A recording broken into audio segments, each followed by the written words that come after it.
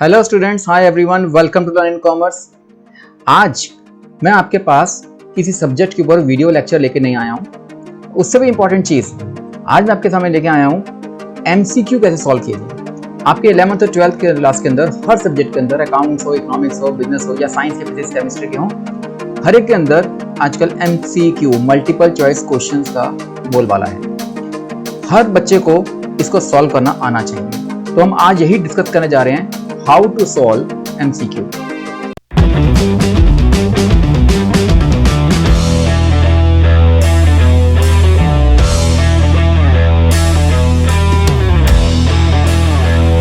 How to solve MCQ. Okay, अब MCQ question solve करते हुए क्या क्या चीजों को ध्यान रखना है। सबसे पहले तो आपको देखो, जब भी आप एग्जाम देने जा रहे हो अपने दिमाग को पहले तो बिल्कुल क्लियर कर लो। अपने दिमाग में कभी भी कोई चीज प्री ऑक्यूपाई मत करो।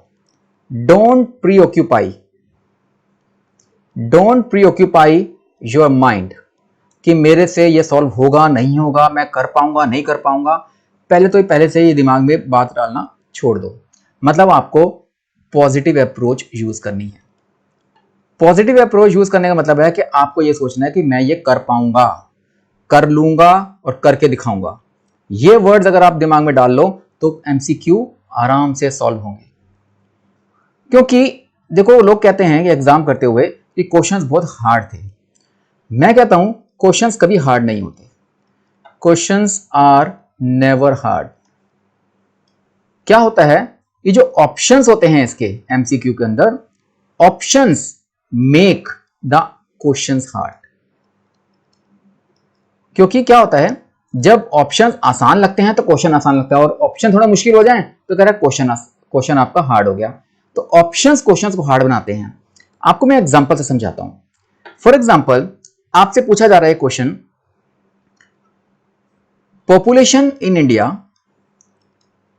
Population of India in 2011 was, 4 option आपके पास आए हैं। एक में लिखा हुआ है 5 करोड़, एक में लिखा हुआ है second option 121 crore, C option है 200 करोड़ और डी ऑप्शन है नन ऑफ द अबव। अब ये क्वेश्चन आपको बहुत आसान लगेगा। क्यों? क्योंकि आपको पता है कि आज हम सब जानते हैं हमारी पॉपुलेशन 130-135 करोड़ के आसपास है। इट मींस कहीं से भी आज से 10 साल पहले 5 करोड़ पॉपुलेशन तो हो नहीं सकती, और 200 करोड़ अभी तक हम पहुंचे नहीं है।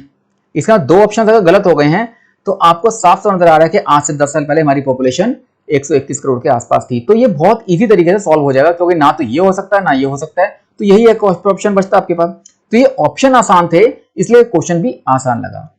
बट अगर इसको ऐसे प्रेजेंट कर दिया जाए कि population of India in 2011, same question है पर आपके ऑप्शंस बदल गए।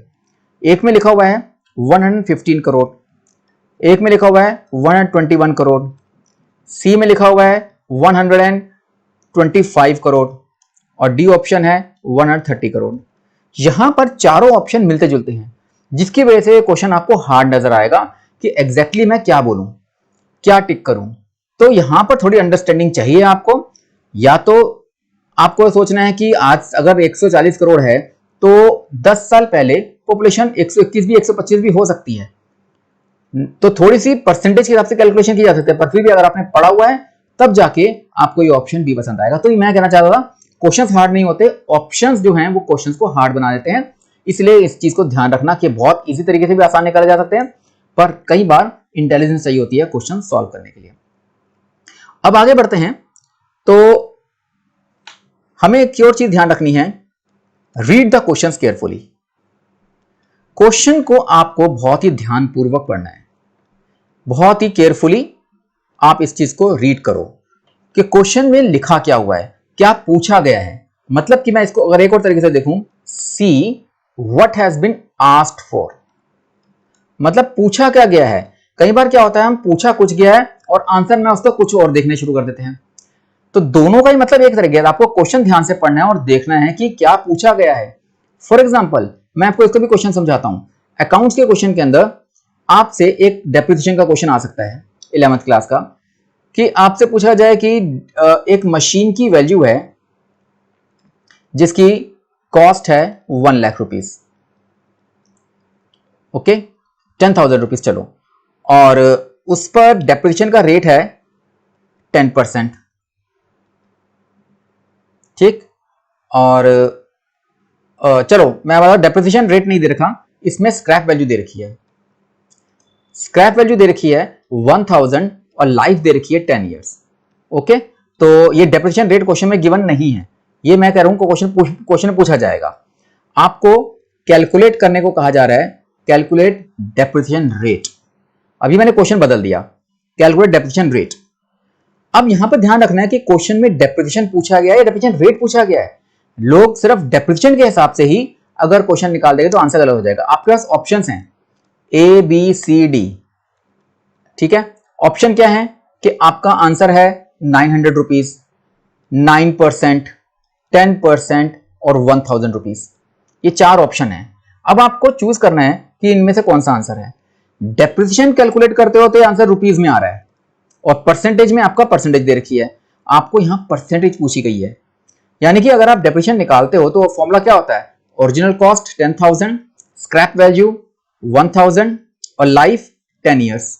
तो इसका आंसर निकलता है 9000 अपॉन 10, मतलब कि 900 रुपए डेप्रिसिएशन पर एनम लगेगा।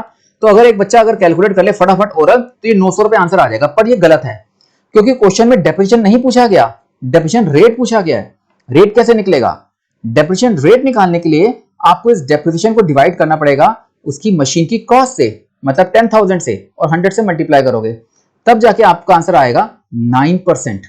तो आपका क्वेश्चन का आंसर है 9%, ना कि 900 रुपीज। तो ये अगर डायरेक्ट अगर कोई बच्चा सोचने शुरू करे बहुत ही जल्दबाजी में कि 10,000 की लाइफ 10 ईयर्स है तो एक साल का डेप्रिसिएशन 1000 हो गया, वो भी गलत हो गया।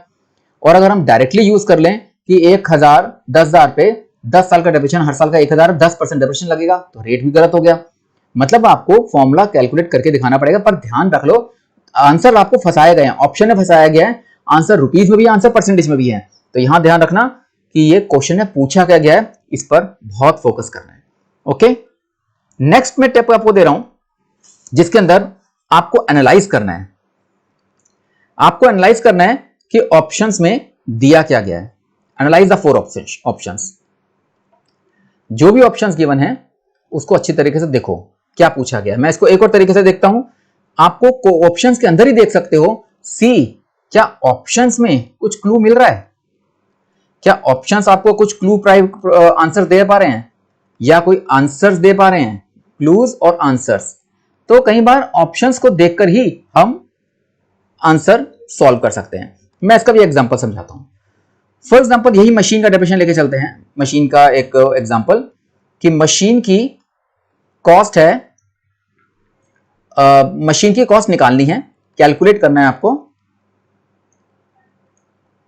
कैलकुलेट करनी है मशीन की कॉस्ट।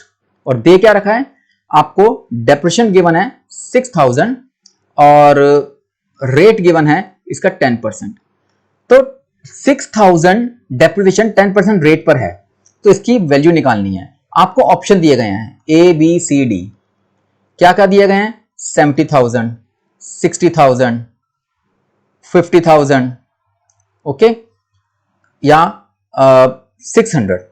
बच्चा कई बार गलती कर देता है कि 6000 का 10% 600 होता है, तो फटाफट डेप्रिसिएशन कैलकुलेट दिखा दो। पर ये आपको डेप्रिसिएशन पूछा नहीं, डेप्रिसिएशन दिया हुआ है, आपको मशीन की कॉस्ट पूछी गई है। मशीन की कॉस्ट निकालनी हो तो आपके पास एक तो ऑप्शन है कि 6000 डेप्रिसिएशन को इसको 100 बार रेट कर दो तो आपका आंसर आ जाएगा 60,000 पे। इट मींस बहुत इजी तरीके से आपका डेप्रिसिएशन आंसर आ गया 60,000 पे। या फिर आप इसको ऑप्शन को चेक कर लो, 70,000 का 10%, 60,000 का 10% निकाल के चेक कर लो कि आंसर इसका मशीन की कॉस्ट किस वैल्यू पे आ रही है 6,000 की। ओके, तो मैं कहना चाहता हूं चारों ऑप्शंस को देखो, हो सकता है कि ऑप्शंस में ही आपका डायरेक्टली आंसर निकल के आ जाए।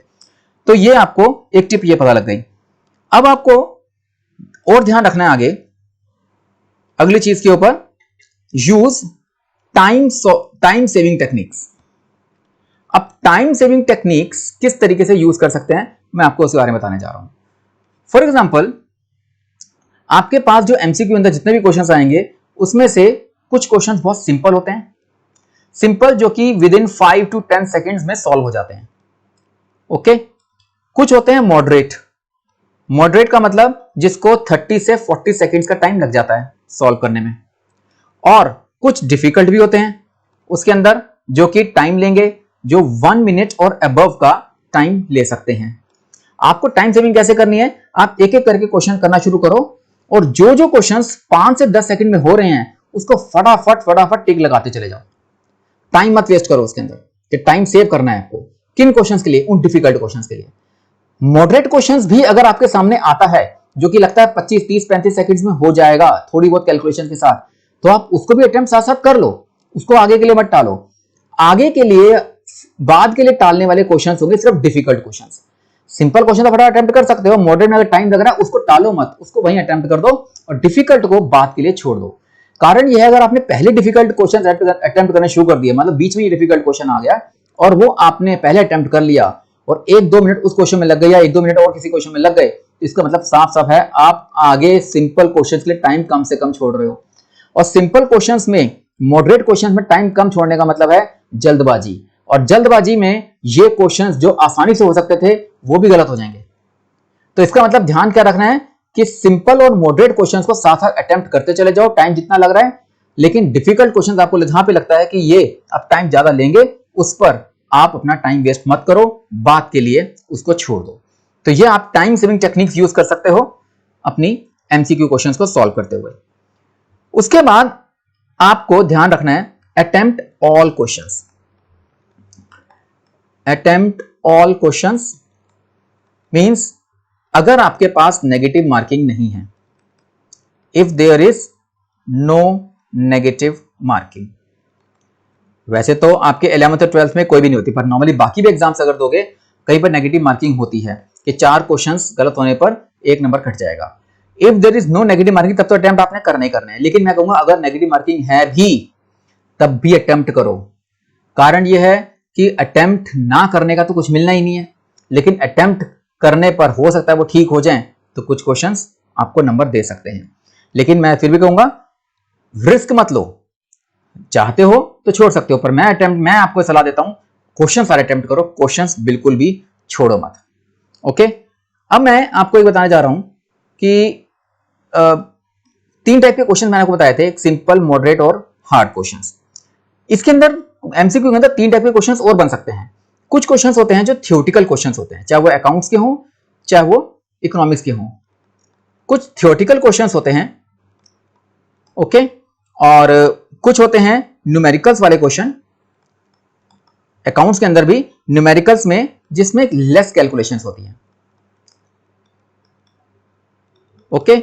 और फिर कुछ न्यूमेरिकल्स होते हैं जिनके अंदर थोड़ी लेंथी कैलकुलेशंस होती है। तो इन पर भी आपको ध्यान रखना है, क्योंकि जैसे मैंने आपको बताया सिंपल 5 से 10 सेकंड्स में सबसे पहले आप इस पे जाओ, फिर इस पे जाओ और फिर इस पे जाओ, ऐसे यहां पर भी है। पहले आप थियोरेटिकल क्वेश्चंस अटेम्प्ट करो, उसके बाद लेस कैलकुलेशंस वाले, उसके बाद फिर लेंथी कैलकुलेशंस वाले। ये सेम वही आपकी टाइम सेविंग टेक्निक्स को सॉल्व कर सकते हैं। थियोरेटिकल क्वेश्चंस ऐसे होते हैं जो फटाफट पढ़ते ही आपके पास ए बी सी डी में ऑप्शन सामने आता है, उसको अटेम्प्ट करते चले जाओ, और जिसमें लेस कैलकुलेशंस है उसको भी आगे के लिए मत छोड़ो। लेकिन सीक्वेंस वाइज अगर आप करोगे तो आपके नंबर सबसे ज्यादा आ सकते हैं, इस चीज का ध्यान रखना। ओके। तो थियोरेटिकल क्वेश्चंस पहले अटेम्प्ट करो, न्यूमेरिकल्स जिसमें लेस कैलकुलेशंस है उसके बाद उन पर फोकस करो, और जो लेंथी कैलकुलेशंस है वो बाद के लिए छोड़ दो। यानी कि पूरा का पूरा जो मैंने आपको जो बताया है ना, ये आपको टाइम मैनेजमेंट करना है। ये पूरा जो टॉपिक है आपका टाइम मैनेजमेंट का है। तो टाइम मैनेजमेंट के थ्रू आप किस तरीके से एमसीक्यू का पूरा पेपर सॉल्व कर सकते हो किसी भी सब्जेक्ट का, ये मैंने आपको बताया। अब मैंने आपको जैसे बताया था कि सिंपल है, मॉडरेट है या थ्योरेटिकल पहले करने हैं, न्यूमेरिकल विद लेस कैलकुलेशन पहले करने हैं, और लेंथी कैलकुलेशन वाले या हार्ड क्वेश्चंस आपको बाद में करने हैं। लेकिन मान लो बाद में भी टाइम आपके पास खत्म हो गया, आपके पास 30 क्वेश्चंस थे, 30 क्वेश्चंस में से आपके पास अभी भी 7 से 10 क्वेश्चंस अभी बच गए हैं जो डिफिकल्ट हैं, जो अभी आपके पास हो नहीं पा रहे हैं। अब आपके पास या तो वो आते नहीं है, उसके बाद आपके पास कैसे आप आगे बढ़ोगे इस चीजों को, वो आपको बता रहा हूं। तो जब आप इसमें गेस वर्क की तरफ जाते हो, यानी कि आपके पास टाइम तो मैनेज कर लिया, टाइम बच गया, लेकिन बाकी क्वेश्चंस अब आपसे हो नहीं पा रहे, उनके अंदर अब आप गेस वर्क करने जा रहे हो। अब जब गेस वर्क करोगे यानी कि तुक्के मारोगे, तो वहां पर किन चीजों का ध्यान रखना है आपने। सबसे पहले तो आप कभी भी कोई पैटर्न एज्यूम मत करो कि हाँ अगर इस पैटर्न से आंसर बाकी निकल रहे हैं तो बाकी आंसर्स भी इसी पैटर्न से निकल जाएंगे। यानी कि आपने देखा पहले कुछ क्वेश्चंस में आपने देखा कि पहला आंसर बी आ रहा है, फिर सी आ रहा है, फिर डी आ रहा है, तो आपको फोर्थ आता नहीं है, तो आप उसमें बी लगा दो, मतलब कि बी सी डी आया तो अगला बी सी डी होगा। ऐसा नहीं करना। तो इस तरीके से बी सी डी के बाद बी ही आएगा फोर्थ में जो आपको नहीं आ रहा, ये पैटर्न एज्यूम मत करो। ये सर्वे में है, हर जगह रिसर्च की गई है, तो ये पॉसिबल नहीं होता। मान लो आपके पास पहला ए आया, फिर बी आया, फिर आ गया, फिर ए बी आ गया, और पांचवा क्वेश्चन आपको आ नहीं रहा, तो आप क्या ए डाल दोगे? नहीं, ये गलत हो जाएगा। आपको कोई पैटर्न एज्यूम नहीं करना कि जिस पैटर्न से बाकी क्वेश्चन सॉल्व हो रहे हैं, बाकी जो नहीं आ रहे वो भी इसी पैटर्न से चलते चले जाएंगे। तो इस चीज का तो बिल्कुल ध्यान रखना कि पैटर्न एज्यूम नहीं करना। नंबर 2, आपको क्वेश्चंस, मैंने कहा था कि क्वेश्चंस बहुत ही ध्यान से पढ़ने हैं। इस गेस वर्क के अंदर भी आपको केयरफुली रहना है। आपको यहां पर भी ध्यान रखना है, गेस वर्क के बावजूद आप वैसे नॉर्मल क्वेश्चन रीड कर रहे हो, तो आपको ध्यान रखना है कि कौन से क्वेश्चंस किस तरीके से बने हुए हैं। यानी कि हो सकता है उसमें से पूछा जाए which of the following is not present. ये मैं आपको गेस वर्क नहीं बता रहा हूं, ये आपको नॉर्मली क्वेश्चंस को केयरफुली रीड करने का दोबारा बता रहा हूं कि आपको ऐसे क्वेश्चंस भी बन सकते हैं जिसमें लिखा हो which of the following is not present, और हम पढ़ते नहीं है और प्रेजेंट के क्वेश्चन ढूंढना शुरू कर देते हैं कि क्या चीज है उसमें, जबकि होना चाहिए क्या चीज नहीं है। ऐसे पूछ सकते हैं which of the following is not correct. वो पूछ रहे हैं क्या गलत, क्या सही नहीं है, तो हम ढूंढ रहे हैं करेक्ट को, वो पूछ रहे हैं जा क्या गलत है, मतलब क्या करेक्ट नहीं है। यहां तक कि मैं तो कहूं कई बार और फंसाते हैं, विच इज नॉट इनकरेक्ट, मतलब कि हम इनकरेक्ट ढूंढ रहे हैं और वो सही पूछ रहे हैं। Which of the following is not present, which of the following is not correct, which of the following is not incorrect. अब नॉट इनकरेक्ट में बच्चा बहुत फंसता है, कारण यह वो नीचे पूछ रहे हैं चारों में से कौन सा गलत नहीं है, मतलब कि हमने इनकरेक्ट पढ़ा और उसका आंसर ढूंढना शुरू कर दिया, जबकि वो पूछ रहे हैं जो इनकरेक्ट नहीं है, मतलब करेक्ट बताना है, और करेक्ट ढूंढना था और हम इनकरेक्ट ढूंढ रहे हैं। तो इस तरीके से क्वेश्चंस को केयरफुली पढ़ो कि पूछा ऊपर क्या गया है, इन चीजों पर भी फोकस करो क्वेश्चंस एमसीक्यू सॉल्व करते हुए। ओके, और साथ ही साथ जब मैं गेस वर्क की बात कर रहा था, तो अब कई बार क्या होता है, कुछ ऑप्शंस ऐसे आते हैं जिसमें कुछ एक्सट्रीम वैल्यूज दी होती हैं। एक्सट्रीम वैल्यूज ऐसी होती हैं कि आपके पास 4 ऑप्शन है ए बी सी डी, और 4 ऑप्शन में एक में दे रखा है 2, एक में 3, एक में 4 और एक में 50। ठीक है ना। अब इसमें से 2 3 4 5, 2 3 4 तो आपको लग रहा है कि मिलते जुलते इनमें से हो सकते हैं, लेकिन एक ऐसा है 50 जो बिल्कुल एक्सट्रीम है, तो आप पहले तो इसको इग्नोर कर दो। यानी ये ऑप्शन तो इसका होगा ही नहीं, जो होगा इन 2 3 4 में से होगा, तो यहां पे फोकस करना है। ये एक्सट्रीम वैल्यूज यहां हो सकती हैं, या हो सकते हैं बड़ी बड़ी वैल्यूज हो और एक छोटी वैल्यू अलग से दे दी जाए, तो ये बहुत छोटी वैल्यू या बहुत बड़ी वैल्यू कभी भी आंसर नहीं हो सकती अगर आप गेस वर्क भी कर रहे हो। तो ध्यान रखना, इस चीज का भी ध्यान रखना कि एक्सट्रीम वैल्यूज को आपने खत्म करना है। और यही चीज मैं बताना चाह रहा हूं, हमारे पास एक और टेक्निक है एमसीक्यू सॉल्व करने की, एलिमिनेशन मेथड।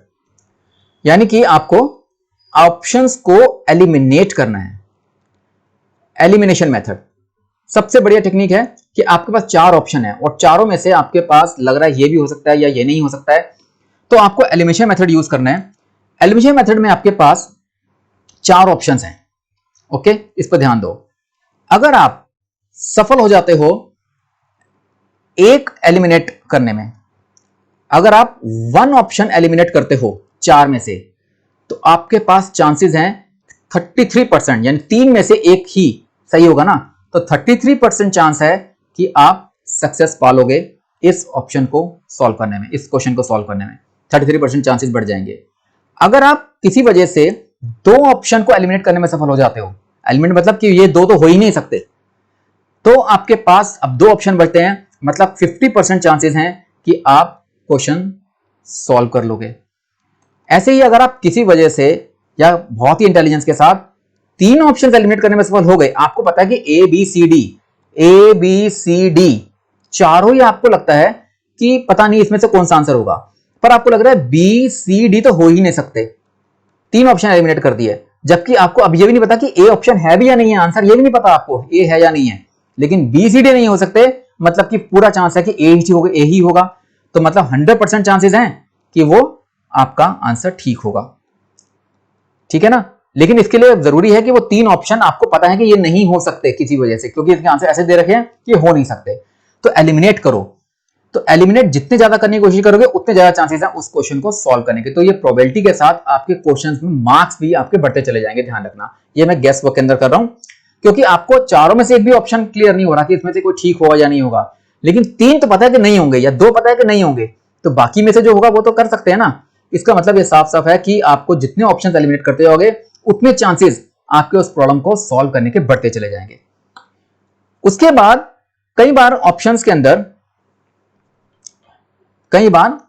अंदर आपको ऑल ऑफ द अबव या नन ऑफ द अबव दिया होता है। ये जो ऑप्शंस दिए होते हैं ये कई बार बहुत काम आते हैं। A B C D 4 options हैं। अब 4 ऑप्शंस में से आपको लगता है कि ए भी हो सकता है, बी भी हो सकता है, सी का पता नहीं है, और डी में लिखा हुआ है all of the above. Okay, ये डी में ऑल ऑफ द अबव लिखा हुआ है। तब जब 2 हो सकते हैं तो चांसेस हैं कि ऑल ऑफ द अबव भी होगा, क्योंकि सी आपको नहीं पता, पर उसके बावजूद chances all of the above के ही होंगे। ऐसे ही हो सकता है कि डी में आपके पास नन ऑफ द अबव लिखा हो। तो अगर आपको लगता है कि 2 तो नहीं हो सकते, तो सी का पता नहीं होगा, इसका मतलब आपके पास जो चौथा option none of the above है वो ज्यादा बेटर चांसेस हैं कि उसके वही आंसर होगा। यानी कि लेकिन इसमें भी गारंटी नहीं होती। कई बार आपको ना ए और बी में ये नहीं पता, गारंटीड से नहीं पता कि हाँ, आपको लग रहा है कि ए भी हो सकता है, बी भी हो सकता है, सी का पता नहीं है, पर क्या बी हो सकता है इसमें आपका डाउट है। पर फिर भी हो सकता है कि all of the above question गलत हो जाए और ए चांसेस बेटर हो। आपको लगता है कि ए तो पक्का है, बी में डाउट है, तब तो ए को स्टिक करो। लेकिन ए और बी में दोनों में लग रहा है कि हाँ हो सकते हैं, दोनों हैं, तब ऑल ऑफ द अबव को चूज करो। सिमिलर आपको अप्रोच यूज करनी है नन ऑफ द अबव के अंदर भी, ठीक है ना। ये चीज ध्यान रखनी है। लेकिन इसमें गेस वर्क कर रहे हो, तुक्का मार रहे हो, ये तब कर रहे हो जब आपको नहीं पता, तब गेस वर्क कर रहे हो। अदरवाइज तो आपको अगर पता है ए है तो ए ही आंसर इसका होगा। ओके, तो ये चीजें आपको एलिमिनेशन मेथड में चेक कर सकते हो कैसे आप इसमें सफल हो सकते हो।